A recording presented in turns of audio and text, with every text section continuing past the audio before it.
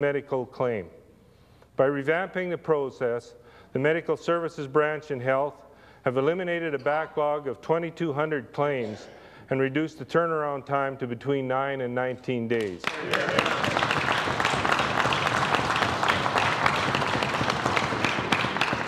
That's the kind of creative problem-solving and innovation we are looking for. This is the kind of thing we want to see more across government. Part of saving money is innovation, and part of it is simply applying more rigor to the budgeting process. We have worked diligently using this approach, and we looked in places where government hadn't looked before. For example, regional health authorities appeared before Treasury Board this year, the first time this has ever happened. This exercise will lead savings and efficiencies in the delivery of health care in our province. Health spending now makes up over 40% of our provincial budget. Since we were elected in 2007, we've increased spending on health care by more than 8% each year. We are covering more new drugs, we've made significant investments in capital projects, and made great strides in recruiting and retaining health care professionals. But we know this rate of growth is not sustainable in the long run, and every effort must be made to be sure we are spending smarter, not just spending more. That's why we are holding the growth in health care spending this year to 3.1%.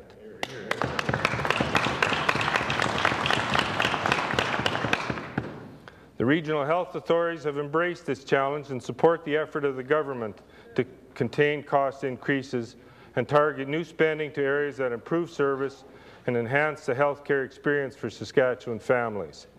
That said, the RHAs will still be getting $123 million more than last year, a 5% increase.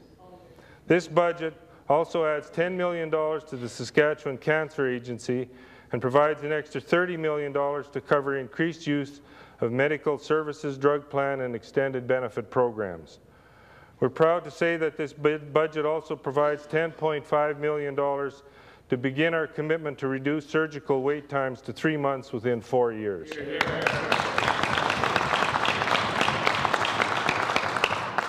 This budget also adds another 12 new postgraduate residency seats in the College of Medicine.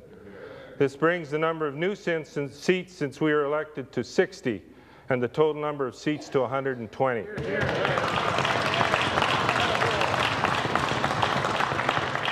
We think this is a forward-looking move that will help ease future doctor shortages. As well, funding of $3.5 million will continue the implementation of the physician recruitment strategy and agency. We're also moving to help those affected by autism. This budget provides $2.5 million to establish a pilot project aimed at finding more effective treatments for autism. Mr. Speaker, it is not enough to only search for health cures. We also must look for preventative measures. We know that smoking is very dangerous for our citizens. The financial cost is great, the human cost is greater. We also know there is a direct link between the cost of cigarettes and smoking rates, particularly among young people.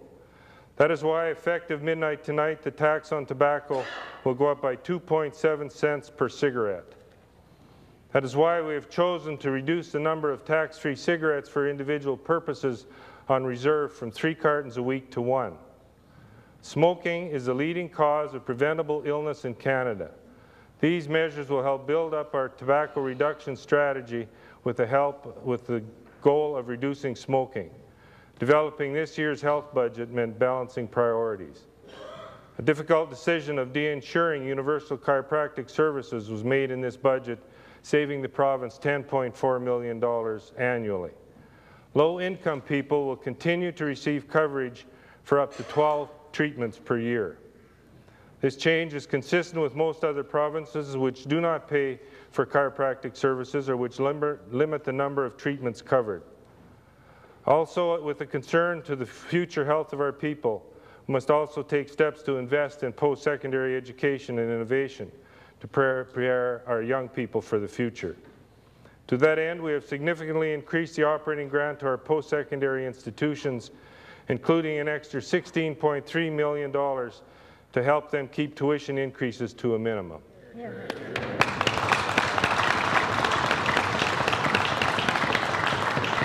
We are also enhancing the student support programs by $1.8 million, including the lowering of the interest rate paid by students.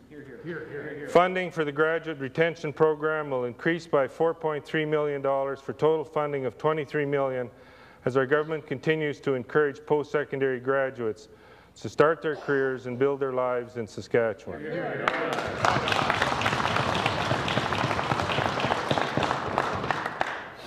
On the K-12 side, last week we were pleased to announce funding for 6 schools and upgrades to 7 existing schools.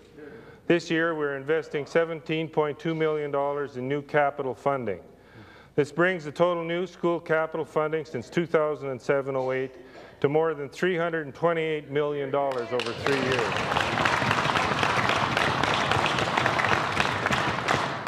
The overall operating funding for school divisions will increase by $33 million this year, including property tax revenue. One-time transitional funding of $12 million is also available from education property tax revenues due to the delay in reducing mill rates this year. Our government sees innovation and trade as key elements of our growth agenda. The innovation agenda cuts across a number of areas where we have high hopes for the future, including agriculture, biotechnology, value-added development in the nuclear industry, and carbon capture technology. This budget commits $11.8 million in new operating funding over 4 years to the synchrotron on the University of Saskatchewan campus.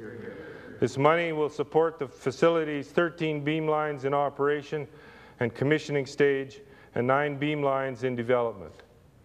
The Petroleum Technology Research Centre, or PTRC, located on the University of Regina campus, will receive $2.5 million for its research projects, including CO2 capture and enhanced oil recovery.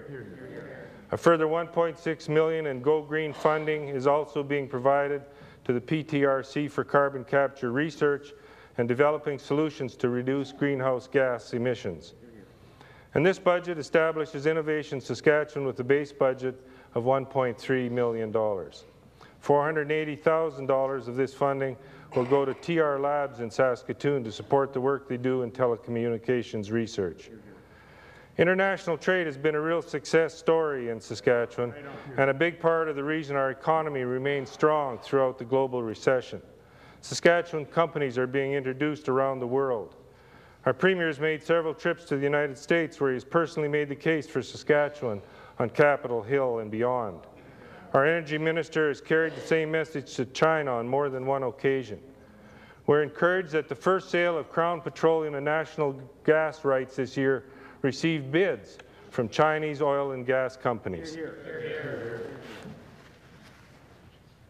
We will build on this momentum later this year when our Premier joins his Western counterparts on a trade mission to Asia in the spring. We all know about the breakdown in potash sales to China in 2009. What people may not know is that while we struggle to sell potash to China, the Chinese were actually buying a lot more of our other products. In 2009, canola sales to China were up by 80% to $553 million. Sales of peas were up by 51% to $105 million, and linseed sales were up a whopping 341% to $69.4 million. Similar trends were evident in our trade with India. Last year, Saskatchewan sold $975 million worth of goods to India, which amounted to 45% of all Canadian trade with that country.